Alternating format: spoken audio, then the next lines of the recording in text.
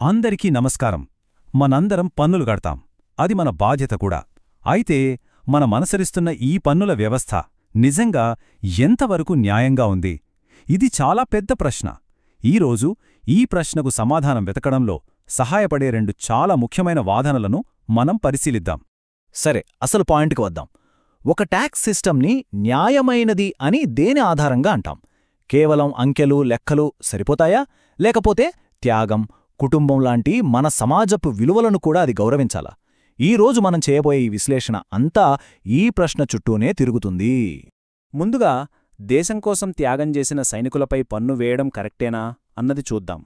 ఆ తర్వాత ఒకే ఆదాయమున్న రెండు కుటుంబాల కథను చూద్దాం. అక్కడ పన్నుల భారం ఎలా మారిపోతుందో తెలుసుకుందాం. ఈ రెండు సమస్యలకు ప్రతిపాదించిన పరిష్కారాలు ఏంటో చూసి చివరగా ఒక కీలకమైన ప్రశ్నతో ముగిద్దాం. మన మొదటి అంశం సాయుధ దళాల త్యాగాలకు సంబంధించినది. అంటే దేశం కోసం పోరాడి తమ శరీరంలో భాగాలను కోల్పోయిన ఒక సైనికుడికి ప్రభుత్వమిచ్చే పరిహారంపై కూడా పన్ను వేయడం ఎంతవరకు కరెక్ట్? ఈ వివాదం కేవలం డబ్బు గురించి కాదు, ఇది గౌరవానికి సంబంధించిన విషయం. దీని వెనుక ఉన్న వాదనలేంటో ఇప్పుడు చూద్దాం. అయితే ఈ వివాదం ఈరోజు కొత్తగా వచ్చింది కాదు. ఆశ్చర్యంగా 1922 నుంచి, అంటే దాదాపు 100 ఏళ్లుగా సైనికుల వికలాంగ పెన్షన్కి పన్ను మినహాయింపు ఉంది. అదొక సంప్రదాయంగా, వాళ్ళు చేసిన త్యాగానికిచ్చే గౌరవంగా కొనసాగుతూ వచ్చింది. కానీ రీసెంట్గా బడ్జెట్లో ఈ శతాబ్దాల నాటి పద్ధతిని మార్చాలనే ప్రతిపాదన వచ్చింది. ఈ వాదన యొక్క అసలు సారాంశం ఈ ఒక్క మాటలో మనకు స్పష్టంగా అర్థమవుతుంది. మీరు ఆదాయం మీద పన్ను వేయొచ్చు, లాభం మీద పన్ను వేయొచ్చు, కానీ ఒక సైనికుడి త్యాగం మీద పన్ను వేయలేరు. అంటే ఈ పెన్షన్ను డబ్బులా కాదు, వాళ్ల త్యాగానికి ఒక గుర్తింపుగా చూడాలన్నది ఇక్కడి వాదన. అసలు ఈ వికలాంగ పెన్షన్ అంటే ఏంటో మనం స్పష్టంగా అర్థం చేసుకోవాలి. ఇది ఏదో బోనస్ కాదు, అదనపు సౌకర్యం అస్సలు కాదు. ఒక సైనికుడు తన శరీరంలో ఒక భాగాన్ని కోల్పోయినందుకు, దానివల్ల అతని జీవన నాణ్యత పడిపోయినందుకు ప్రభుత్వమిచ్చే ఒక పరిహారం మాత్రమే. ఇక్కడే మన సిస్టంలోని ఒక వింత వైరుధ్యం బయటపడుతుంది. ఒక్కసారి ఆలోచించండి. ఒక సైనికుడు గాయపడి ఇక సేవ చెయ్యలేనని రిటైరై ఇంటికెళ్ళిపోతే అతని పెన్షన్కి పన్నుండదు. కానీ అదే సైనికుడు గాయపడినా సరే దేశం కోసం సేవ చేస్తానని ధైర్యంగా ముందుకొస్తే అతని పెన్షన్పై పన్ను పడుతుంది. ఎంత విచిత్రంగదా! అంటే ఈ పాలసీ ద్వారా మనం తెలియకుండానే ధైర్యాన్ని శిక్షిస్తున్నాం, పట్టుదలకు పన్ను వేస్తున్నాం. గాయమొకటే, చేసే సేవ ఒకటే, త్యాగం కూడా ఒకటే.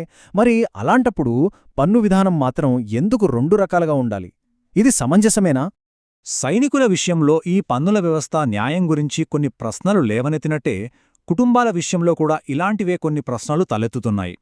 ఇప్పుడు మనం వ్యక్తిగత త్యాగం నుంచి కుటుంబ ఆర్థిక వ్యవహారాల వైపు మన దృష్టిని మళ్లిద్దాం. ఈ ఉదాహరణ చూడండి, చాలా ఆసక్తికరంగా ఉంటుంది. ఇక్కడ రెండు కుటుంబాలున్నాయి. వాళ్ళిద్దరి మొత్తం ఆదాయం కూడా సమానమే, 20 లక్షలు. మొదటి కుటుంబంలో రాహుల్, రిచా ఇద్దరూ చెరో 10 లక్షలు సంపాదిస్తున్నారు. సో మన పన్ను విధానం ప్రకారం తక్కువ ఆదాయ స్లాబ్ల కిందకు రావడం వల్ల ఇద్దరూ కలిపి కట్టే పన్ను 0. కానీ రెండో కుటుంబంలో నమన్ ఒక్కడే 20 లక్షలు సంపాదిస్తాడు. దాంతో అతనెక్కువ పన్ను స్లాబ్లోకి వస్తాడు. కాబట్టి దాదాపు 1,92,000 రూపాయలు పన్ను కట్టాల్సి వస్తుంది. అంటే ఒకే ఆదాయం, ఒకే కుటుంబం, కానీ పన్నుభారం మాత్రం ఆకాశానికి భూమికి ఉన్నంత తేడా. ఈ అంకెను ఒక్క క్షణం గమనిద్దాం. 1,92,400 రూపాయలు. ఇది కేవలం ఒక నంబర్ కాదు.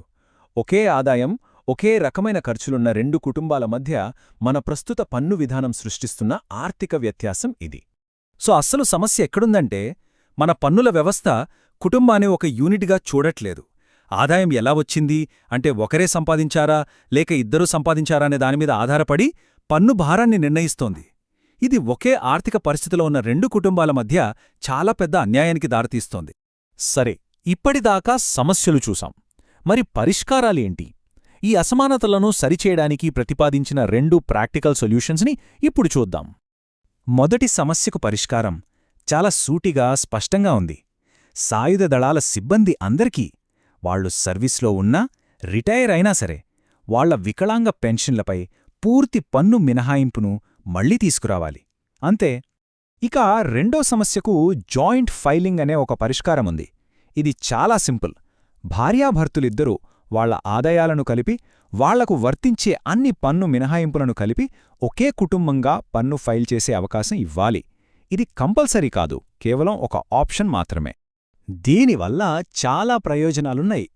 ఇది కుటుంబాన్ని ఒక ఆర్థిక యూనిట్గా గుర్తిస్తుంది, కుటుంబాల మధ్య పన్నులలో సమానత్వాన్ని పెంచుతుంది, ఇంకా ఒకరి పన్ను మినహాయింపులను మరొకరు వాడుకునే సౌలభ్యాన్ని కూడా ఇస్తుంది. ఇక సరదాగా చెప్పాలంటే పన్ను ఆదా అవుతుందని పెళ్లిళ్లు చేసుకునేవాళ్ల సంఖ్య పెరిగినా ఆశ్చర్యపోనక్కర్లేదు. సరే, ఇప్పుడు ముగింపుకు వద్దాం. ఈ 2 ఉదాహరణలు మనల్ని ఒకే ఒక ప్రాథమిక ప్రశ్నకు తీసుకువస్తాయి.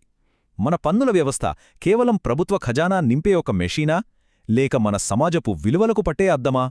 కాబట్టి చివరిగా మనం ఆలోచించాల్సిన ప్రశ్న ఇదే: మన పన్ను చట్టాలు కేవలం ఆర్థిక లెక్కలకే పరిమితం కావాలా, లేక ఒక సైనికుడి త్యాగాన్ని, ఒక కుటుంబం యొక్క ఐక్యతను గౌరవించేలా ఉండాలా?